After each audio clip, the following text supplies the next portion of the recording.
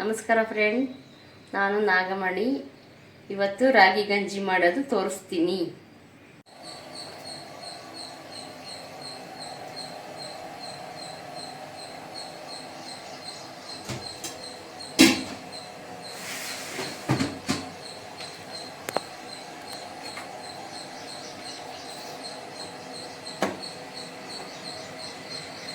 ಏನಿದು ಮಾಡ್ತಾ ಇರೋದು? ಗಂಜಿ ಮಾಡ್ತಾ ಇದ್ದೀನಿ. ಏನು ಗಂಜಿ? ರಾಗಿ ಗಂಜಿ. ರಾಗಿ ಗಂಜಿ ಇದನ್ನ ಯಾಕೆ ಕುಡಿಬೇಕು? ಹೆಲ್ತ್ಗೆ ಒಳ್ಳೆಯದು. ನಿಂಗೆ ಯಾರು ಹೇಳಿದ್ದು? ಡಾಕ್ಟ್ರುಗಳು ಹೇಳ್ತಾರಲ್ಲ. ನಿಂಗೆ ಏನೇನು ಹಾಗೆ ಚೆನ್ನಾಗಿ? ಗ್ಯಾಸ್ಟ್ರಿಕ್ ಇಲ್ಲ, ಹೆಲ್ತಿಯಾಗಿದ್ದೀನಿ. ಮುಂಚೆ ಗ್ಯಾಸ್ಟ್ರಿಕ್ ಇತ್ತಾ? ಗ್ಯಾಸ್ಟ್ರಿಕ್ ಇತ್ತು.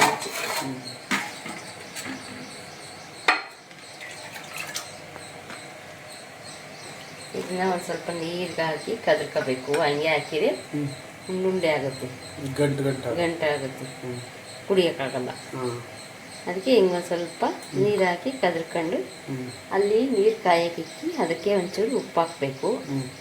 ಕಮ್ಮಗಿರುತ್ತೆ.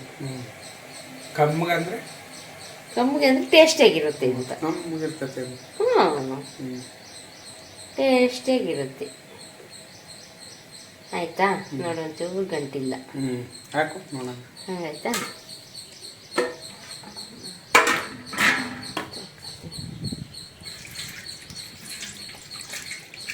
ಆಮೇಲಿಂದ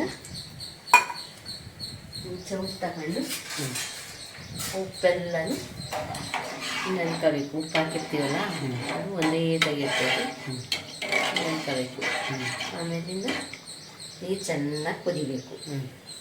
ಕುದ್ದಾದ್ಮೇಲೆ ಇದನ್ನು ತಗೊಂಡು, ಇದು ಗಂಟಾಗಿರುತ್ತಲ್ವ, ನೆನ್ಕೊಂಡು ಆಮೇಲಿಂದ ಹಿಂಗೆ ಹಿಡಿದು ಹಿಂಗೆ ಆಡಿಸ್ತಾನೆ ಇರಬೇಕು.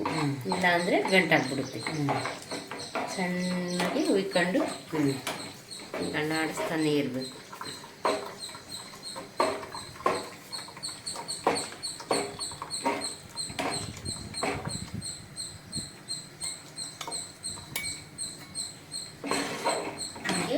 ಆಡಿಸ್ತಾನೆ ಇರಬೇಕು, ಇಲ್ಲಾಂದರೆ ಗಂಟಾಗ್ಬಿಡುತ್ತೆ.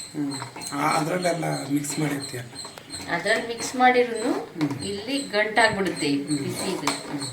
ಬಿಸಿ ನೀರಿಗೆ ಹಾಕಿದ್ಮೇಲೆ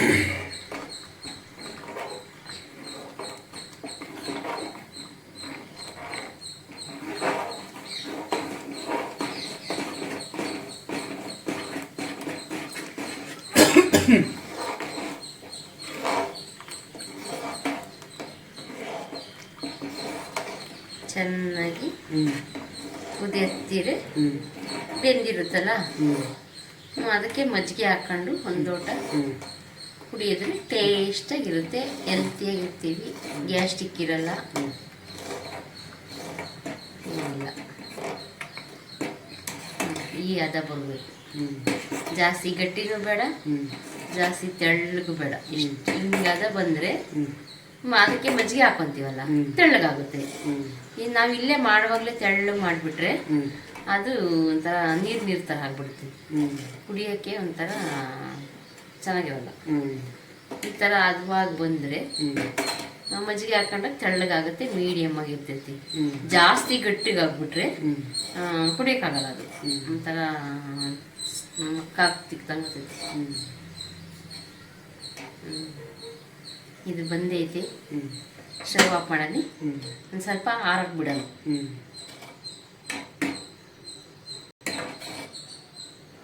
ನೋಡಿ, ಒಂಚೂರು ಗಂಟಿಲ್ಲ, ಎಷ್ಟು ನೀಟಾಗಿ ತೆಳ್ಳಗೈತಿ. ಸಾಕು. ಇಷ್ಟಾದ ಬಂದರೆ ಒಂಚೂರು ಆರಿದ್ಮೇಲೆ ಗಟ್ಟಿಗಾಗುತ್ತೆ. ಅದಕ್ಕೆ ಮಜ್ಜಿಗೆ ಹಾಕೊತೀವಲ್ಲ, ಇನ್ನೂ ಚೆನ್ನಾಗಿರುತ್ತೆ, ತೆಳ್ಳಗಾಗುತ್ತೆ.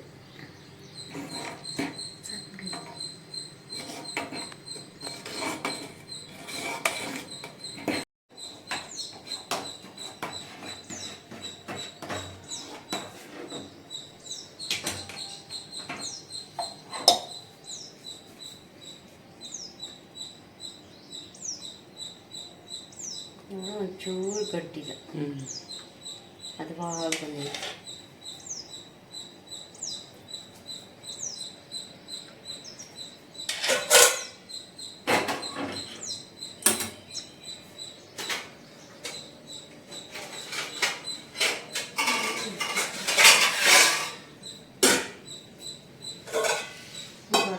ಹ್ಞೂ ಮಜ್ಜಿಗೆನ ಹ್ಞೂ ನಾವು ಈ ಥರ ಮಾಡಿಕೊಂಡಿರ್ತೀವಲ್ಲ ಮಜ್ಜಿಗೆನ, ಹೆಂಗೆ ಮಾಡಿದೆ ಮಜ್ಜಿಗೆ? ಅದನ್ನು ಮೊಸರು ತಂದೆ ಹ್ಞೂ ಒಂದು ವಾಟರ್ ಕ್ಯಾನಲ್ಲಿ ಹಾಕಿ ಹ್ಞೂ ಅಲ್ಲಾಡಿಸಿ ಹ್ಞೂ ಇಟ್ಕೊಂಡಿದ್ದೀನಿ. ಹ್ಞೂ ಇವಾಗ ಹ್ಞೂ ಇದರಲ್ಲಿ ಬೆಣ್ಣೆನೂ ಮಾಡ್ಕೊಬೋದು, ಹ್ಞೂ ತುಪ್ಪನೂ ಮಾಡ್ಕೊಬೋದು. ಹ್ಞೂ ಬೆಣ್ಣೆ ಎಷ್ಟು ಮಾಡಿದ್ಯಾ? ಒಂದು 1/4 kg ಅಷ್ಟು ಮಾಡಿದ್ದೀನಿ. ಹ್ಞೂ ಇನ್ನು ಅದು ತುಪ್ಪ ಕಾಸಿಲ್ಲ. ಹ್ಞೂ ಇಷ್ಟ ಹಾಕ್ಕೊಂಡು ಹ್ಞೂ ಇದನ್ನು ತೆಳ್ಳಗೆ ಮಾಡ್ಕೊಂಡು ಹ್ಞೂ ಕುಡಿಬೇಕು. ಟೇಸ್ಟಿಗೆ ಚೆನ್ನಾಗಿರುತ್ತೆ. ಇದನ್ನು ಹಿಂಗೆ ಮಾಡ್ಕೋಬೇಕು. ಹ್ಞೂ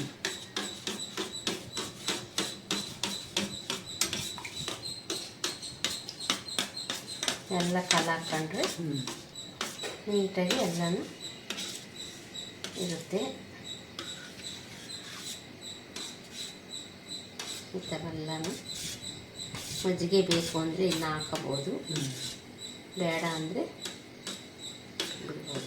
ಎಷ್ಟು ಲೀಟ್ರ್ ಮೊಸರು ತಂದು? 1/2 ಲೀಟ್ರ್ ತರ್ತೀವಿ. ಹ್ಞೂ ಸಾಕು ಸಾಕು ಜಾಸ್ತಿ. 1/2 ಲೀಟ್ರ್ ತಂದರೆ 2 ದಿನ. ಮಧ್ಯಾಹ್ನ ಏನಾದರೂ ಅನ್ನ ಮಾಡಿದ್ರಿ, ರೈಸ್ ಮಾಡಿದ್ರಿ,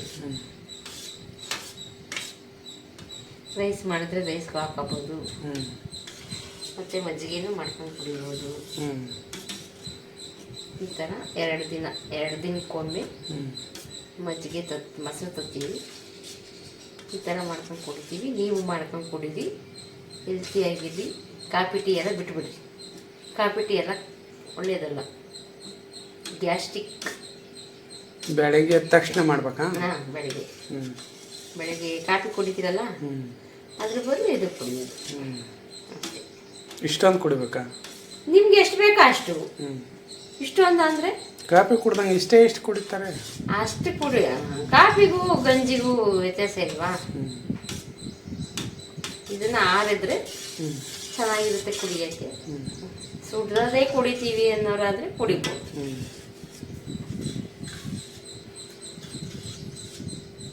ಚೆನ್ನಾಗಿ ಇದಾಗಿದೆ.